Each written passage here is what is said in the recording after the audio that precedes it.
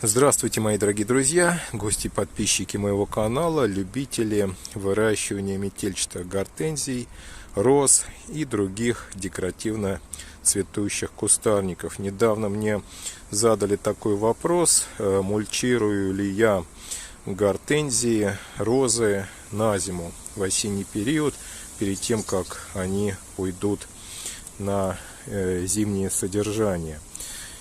А также розы перед укрытием, мульчирую ли я чем-либо. В принципе, да, я стараюсь использовать мульчу. Сейчас я вам показываю метельчатую гортензию. Аналогичным способом я мульчирую гортензии крупнолистные, а также по возможности, если эта мульча у меня в большом количестве остается, то использую ее для роз. Сейчас я вам покажу, что я использую в качестве мульчи и как это все легко, просто и бесплатно. Дело в том, что на участке у меня растут несколько сосен, а также елей, и под ними я и собираю мульчу. Это, пожалуй, лучший бесплатный материал для мульчирования гортензий, роз. Для гортензий это вообще отличная вещь, так как хвоя, допустим, сосны, а также ели. Но я предпочитаю, конечно, сосновую хвою. Она способна немного подкислять почву вокруг этих растений. Знаете, что гортензии, особенно крупнолистные, очень любят кислую почву.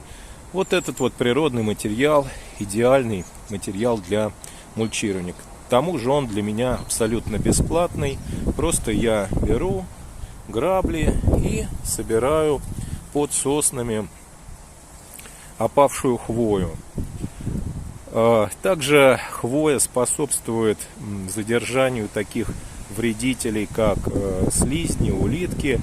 Конечно, не на 100%, но, скажем так, отпугивает вот эта вот хвоя этих вредителей, особенно вот в летний период. В этом году у нас было очень большое количество слизней. Я старался по возможности собирать хвою. Конечно, ее не очень у меня много, но тем не менее хватает для гортензий. Ну а розам уже что остается. Итак, я просто вот так собираю в ведро мульчу, и сейчас покажу вам, как я ее использую уже непосредственно на гортензиях.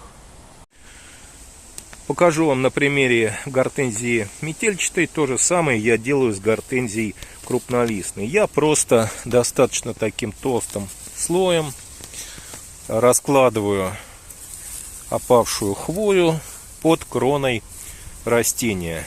Стараюсь примерно вот насколько у меня широко растет это растение, то есть по границам самого куста стараюсь разложить хвою. Сколько хватает. Бывает слоем потолще, бывает потоньше. Все зависит от того, сколько у меня этого материала накопилось. Повторюсь, что особенно благотворно отзывается на такой мульчирование крупнолистная гортензия. И метельчатые это, естественно, также нравится.